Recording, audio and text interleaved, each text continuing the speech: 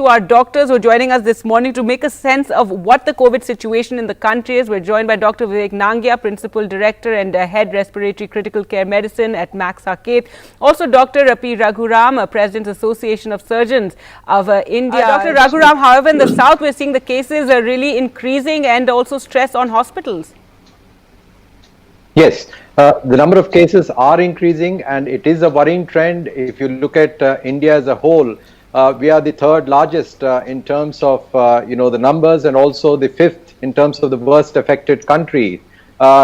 Basically we must understand that India is a huge country.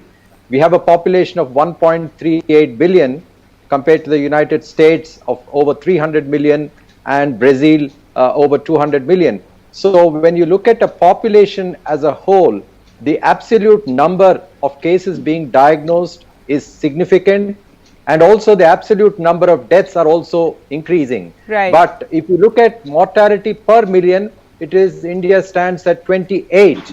And if you compare to any other Western country, it's about 600. So it's 20 times higher.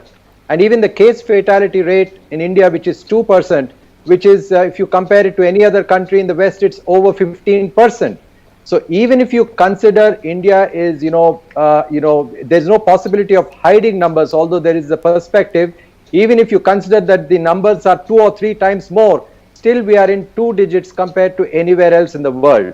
So these are all good pointers, and also the number of patients who are recovering is 67%, which is very, very reassuring.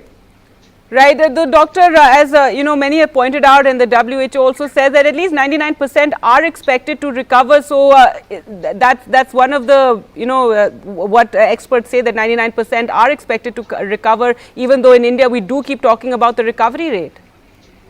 Yes, and also we must realize that, the number of patients requiring oxygen support is about 2%, around 2%, and those requiring ICU care is even lower at 0.22. That is about 1 in 500 require ICU care, ventilator support.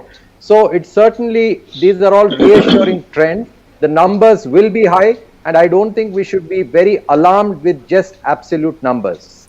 All right, and the second waves or resurgence of COVID infections. Dr. Ram, as you said, that we have to also look at the numbers, and the latest numbers coming in, if we talk about the deaths, is 900 deaths have been reported in the last 24 hours. So it's very concerning to see that the number of deaths is also increasing. In fact, 2 days ago, India was the one country in the world that had the highest number of deaths in a 24-hour period.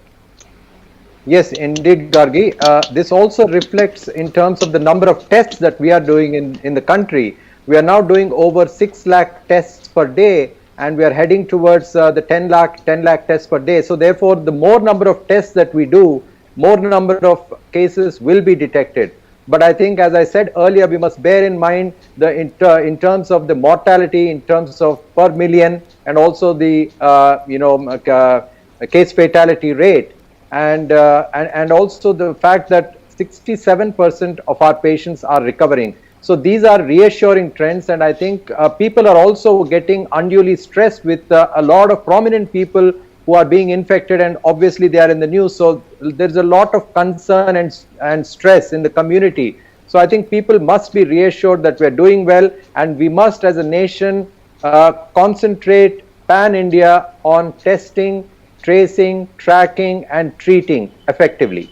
Right, and interesting you point that out, since we had several leaders and chief ministers also testing positive for coronavirus. Yesterday, we'll find out in the next phase of the unlock what the government decides. Gyms have opened from yesterday, in fact, in many parts of the country. But when it comes to schools, since it's been such a big debate abroad in the United States, in Europe as well, what are your views on reopening schools without a vaccine in place? I think we should go slow on that. I think we should ensure that we have numbers. We flatten the curve, if not bend the curve, before we reopen schools. And certainly in terms of gyms, people should not go to gyms at the moment. That's advisable because we are in the midst of an ongoing raging pandemic reaching its peak. So the last thing we must do is to exercise in a public space. And particularly, I see a lot of people, in gyms exercising with their masks on. I see visuals, and I think that is something that should not be done because it reduces the airflow and, can cause serious problems. So I think we should go slow on this. in terms of the schools as well. Add one more point. I see a lot of people wearing their masks. They're not wearing it properly, and it's absolutely no use wearing a mask which is not effective. And I also see a lot of people who are very prominent, including many politicians, who lower their mask when they are giving an address. The whole point of wearing a mask is to protect your nose and your mouth and below the level of the chin. So if you move your mask to the level of the neck, all the germs in the neck will come back when you put the mask back. The whole point is, when we are speaking, when we are making public address, we must wear a mask which is fitting properly. If it doesn't fit properly, then there's no point of wearing that mask. All right, very important point that you're making there. And yes, this is something that has been remarked upon, how many politicians, though they have the mask, they wear it somewhere around their chin. And that, as you've said, is not very helpful. So we need to reiterate to everyone that do ensure that you wear your masks properly. It's very, very important, and it's useless if you don't. Well, thank you, doctors, for joining us today.